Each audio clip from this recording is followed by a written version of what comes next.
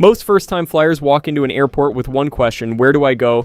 And almost nobody tells them the answer before they get there. Not the airline, not the booking site, not the airport website.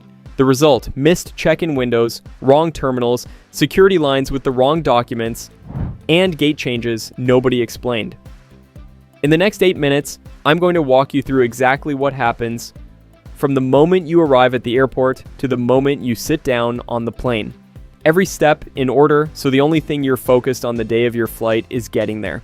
This video covers the complete airport process for first-time flyers, and honestly, for anyone who still finds airports confusing. We're going step by step: arrival, check-in, bag drop, security, finding your gate, and boarding. We'll also cover what to do if your gate changes and how connecting flights actually work. Every step is explained clearly, in the right order, so nothing surprises you. Let's start at the very beginning, how early you actually need to be there. Step number 1. The standard advice is 2 hours before a domestic flight and 3 hours before an international flight. That's the floor, not the target. For first-time flyers, add 30 minutes to both. Why? Because you don't know yet how long your specific airport's check-in and security process takes on the day you're flying. Some airports process a security line of 50 people in 8 minutes. Others take 35. Some check-in counters close 45 minutes before departure.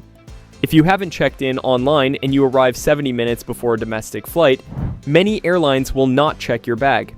The flight will leave without you and you will have no recourse. Arrive early your first time. Once you've done this once, you'll know exactly how much time your airport needs. Step number 2. When you walk into the terminal, you'll see 3 options: self-service kiosks, the airline app on your phone, and the check-in counter with agents. Here's the breakdown. If you checked in online before arriving, which you should do 24 hours before your flight when the window opens, your boarding pass is already on your phone or email. Go straight to bag drop if you have checked luggage, or straight to security if you're carry-on only. If you did not check in online, go to a kiosk first. It's faster than the counter for straightforward bookings. Use the counter if you have a special request, a name discrepancy on your booking, or you need assistance. Have your booking confirmation number, passport or ID, and the email you booked with ready before you approach any of these. The check-in process takes under 3 minutes when you're prepared. Step number 3. If you're checking a bag, bag drop is where you hand it over after check-in. You'll attach to the luggage tag the kiosk or agent prints. It has a barcode that tracks your bag from check-in to baggage claim. Your bag goes onto a conveyor, travels through the airport's baggage handling system, and is loaded onto your aircraft. What most first-timers don't realize, the baggage system at a major airport is almost entirely automated. Your bag will likely travel several hundred meters through tunnels and scanners before it ever gets near a plane. The main thing to know: never check your bag with anything you absolutely need for the flight: medication, documents, laptop, valuables. Put those in your carry-on. Your checked bag is accessible again only at your destination's baggage claim. Now here's the step where most first-time flyers lose the most time, and a little preparation here changes everything about how the rest of your airport experience feels. Step number 4. After bag drop, everything leads to security. You'll go through one checkpoint to reach your gate, and it cannot be skipped. Here's the exact sequence. Have your boarding pass open on your phone or in hand, and your ID or passport ready. The officer will check both at the front of the line, then place your carry-on bag in a bin. Place your laptop and any electronics larger than a phone in a separate flat bin of their own. Remove your jacket, belt, and any metal items.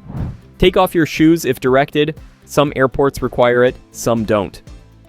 Walk through the scanner when the officer waves you forward. Collect your items from the other side before moving. Never leave the security area without confirming everything came through. If you have TSA PreCheck Global Entry or Nexus, use the dedicated PreCheck lane. It's significantly faster and you won't need to remove your laptop or shoes. We have a full security breakdown video linked at the end of this one if you want the deeper version. Step number 5, your boarding pass has more information on it than most passengers ever read. Here's what matters. Your gate is the letter number combination, like B22 or D7, that tells you which door to board from. Your seat number is your assigned seat on the aircraft, row first, then letter. Your boarding group or zone is how early you board relative to other passengers. We'll cover this in step 7. Your departure time is when the aircraft door closes, not when it leaves the gate. Your boarding time, usually printed separately, is typically 30 to 40 minutes before departure. That's when you need to be at the gate, not still walking toward it. And your flight number is how the airport's departure board tracks your flight. All of this is on one document, physical or digital. Know it before you get to the gate. Step number 6. After security, look for the departure board. A large screen showing all flights with their gate assignments. Find your flight number and confirm your gate. Follow the terminal signage. Every gate has a sign above or beside it with the letter number combination. Airports are bigger than most first-timers expect. At a major hub, walking from security to your gate can take 10 to 15 minutes. Account for that time in your plan. Gate changes happen. Airlines move flights between gates due to aircraft swaps, crew logistics, or air traffic. When a gate change happens, it will be announced over the PA, displayed on the departure board, and sent as a push notification if you have the airline's app installed. The app notification is the fastest way to know. If you hear an announcement and miss it, check the departure board immediately. It updates in real time. Never assume your gate is still the one on your boarding pass. If this is already filling in the gaps nobody told you about, hit subscribe. AirWise HQ does this every week, the real mechanics of air travel explained clearly, so you walk into every airport knowing exactly what you're doing. 2 more steps before boarding, and the boarding process itself is the one most first-timers get wrong. Step number 7, you're at your gate. Your flight boards in 45 minutes. Here's how to use that time. First, confirm the departure board at the gate shows your flight, not a previous flight that hasn't cleared yet. Second, identify a seat with a clear view of the gate agent podium.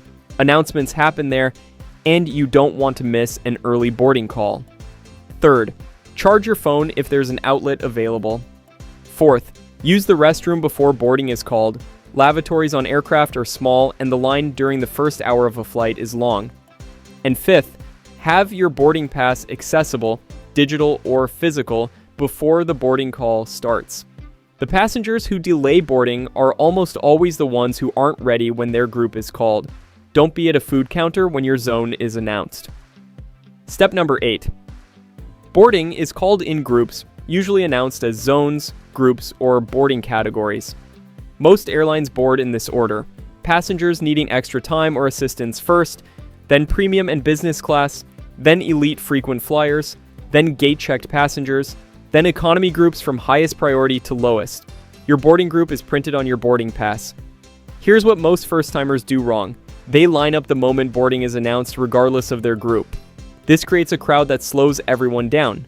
Wait until your group or a zone is specifically called. Walk to the agent, scan your boarding pass, phone or paper, on the reader at the gate podium. You'll hear a tone and a green light. Follow the jet bridge, the enclosed walkway, down to the aircraft door. A flight attendant will direct you to your seat. That's the complete process. It takes under 90 seconds per passenger when everyone follows the sequence. Step number 9. If your itinerary has a connection, meaning you land at one airport and take a second flight to your final destination, here's exactly how it works. When you land, you do not need to collect your bags. If your bags are checked through to your final destination, which they are on a single booking, they transfer automatically. Your job is to get from your arrival gate to your departure gate. Check the departure board for your connecting flight's gate the moment you land. If the connection is at the same airport, which it will be for a standard layover, follow the terminal signage.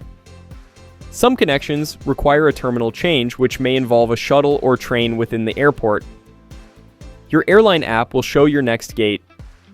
If you're tight on time, tell a flight attendant as you deplane. They can radio ahead to your connecting gate. Walk briskly, don't run unless the gate is closing. Most missed connections happen because passengers don't check their next gate immediately after landing.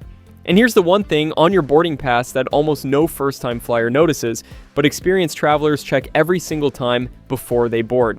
Near the bottom of your boarding pass, whether it's on your phone or a printed card, there's a sequence number. It's usually labeled SEQ, followed by a 3 or 4-digit number.